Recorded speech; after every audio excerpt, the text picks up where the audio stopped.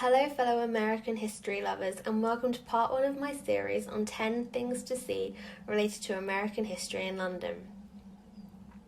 With Britain's museums, galleries and heritage sites reopening soon, I thought I would share a selection of some of my favourite places to visit and tell you a little bit about their backstory and transatlantic connections.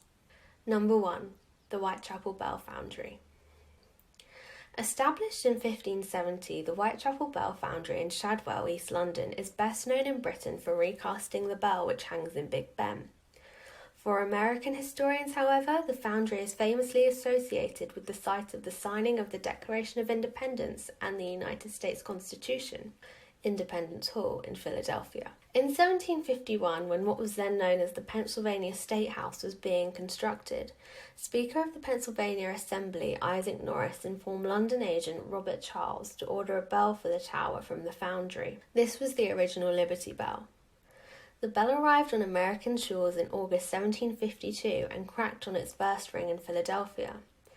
The bell was consequently recast twice by local metalworkers John Stowe and John Pass. The Liberty Bell is famous not only for calling preeminent American lawmakers to the State House, but also for ringing out to summon people to the first public reading of the Declaration of Independence on July 8, 1776. The Whitechapel Bell Foundry closed in 2017 as the demand for bells decreased. However, plans are in place to turn the foundry into a museum. If you want to help preserve this historic site, sign the petition on their website to help the foundry acquire planning permission. If you plan on taking a look at the foundry, you may want to explore the local area as well, as it has another link to the Declaration of Independence. In February 1720, Jane Randolph, the mother of the Declaration's author Thomas Jefferson, was born in Shadwell Basin. Her revolutionary son was born in Shadwell, Virginia in 1743. The area having been named so by Jefferson's father in honour of Jane's London connections. Number 2. The George Washington statue in Trafalgar Square.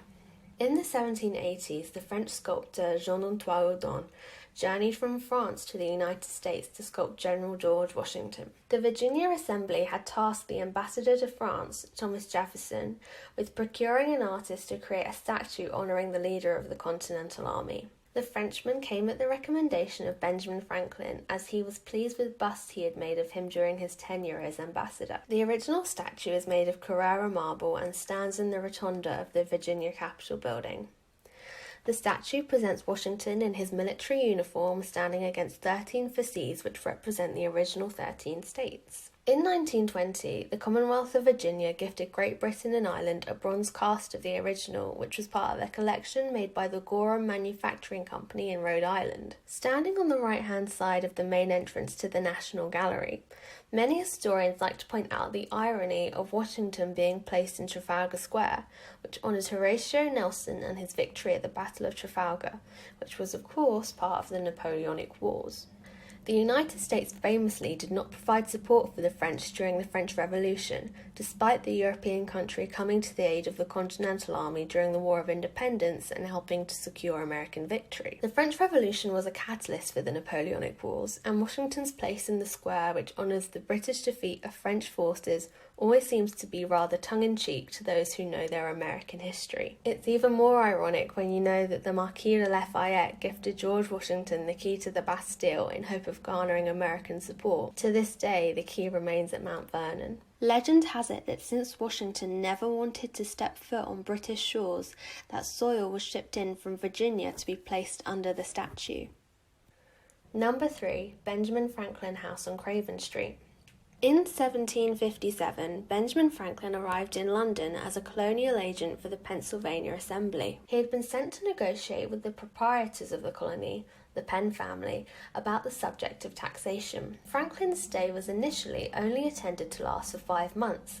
However, as the American Revolution evolved, the former printer ended up staying for 16 years with only a short trip back home. During his time in London, Franklin lodged on Craven Street. The Georgian townhouse was owned by Margaret Stevenson, a wealthy widow. He became close to Margaret and her family and saw them as a surrogate for his own. During his time in London, Franklin received many important visitors at Craven Street who appealed to both his interests as a statesman and as a scientist. In fact, the house was such a hub of activity, it has been nicknamed as the first de facto US embassy. Craven Street is located close to Covent Garden, where Franklin would frequent the coffee houses of the day to socialise with other figures of the Enlightenment period. It is in these coffee houses that elements of Franklin's stances on slavery were influenced and grew his abolitionist position, which he was known for in later life. However, Franklin wasn't always an abolitionist. Indeed, he had brought 2 slaves with him to London, King and Peter. King ran away during his stay in the city, and Franklin promised Peter that he would acquire his freedom when he died, but ultimately the founding father outlived him. Franklin's son William, who accompanied his father to London but lodged elsewhere, remained an ardent loyalist and was the last colonial governor of New Jersey. He is buried in St Pancras Old Church in North London. Today the house is dedicated to Franklin's stay in London during the American War of Independence and is unmissable for any US history lover.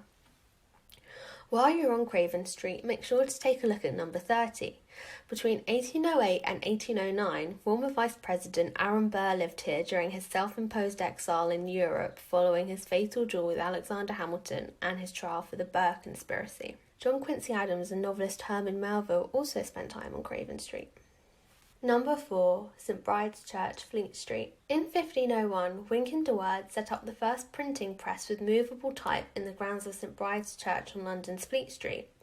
Consequently, Fleet Street became the hub of Britain's print media empire for over 5 centuries. St Bride's Church, which is nicknamed the spiritual home of the media, is extremely historic in itself, with its origins dating back to around the 6th century. But it holds extra significance to US historians due to its deep connections with some of the most prolific figures in America's past. In the mid-1580s, Londoners Eleanor White and Ananias Dare were married in the church. Eleanor was the daughter of John White, an explorer with links to Sir Walter Raleigh, who was to become the governor of the lost colony of Roanoke. John and the Dares would journey to Virginia in 1587 as part of the second attempt to establish a permanent English colony on the eastern seaboard. Eleanor was pregnant at the time of the voyage and gave birth to the first child born to English parents in the New World. They called her Virginia Dare. In 1590, John White returned to Roanoke after a period in England. He found the entire community abandoned with only the word Croatoan etched onto a post. In St Bride's, there is a memorial to Virginia Dare above the font. Beneath it stands the statues of 2 children. This commemorates the 200 orphans who were sent from the parish to Virginia in the 1600s to help grow the population. Additionally, in 1594, the parents of Mayflower passenger and 3 times governor of Plymouth Colony, Edward Winslow, were married in the church. Edward was also possibly apprenticed to a Fleet Street printer. Additionally, during Benjamin Franklin's stay in London, he got into an argument with King George III about the church's steeple. Lightning had damaged the turret in 1764, and Franklin, famous for having proven that lightning was electricity, was asked for his opinion about how to prevent this happening again. Franklin suggested using one of his Franklin rods, which was sharp and could attract the lightning. The king wanted to use a classic blunt-ended rod. The Fleet Street press capitalised on the argument by sarcastically labelling the king as good, blunt, honest George, and Franklin as the sharp-witted colonist. Number 5. The Mayflower Pub and Captain Jones's grave.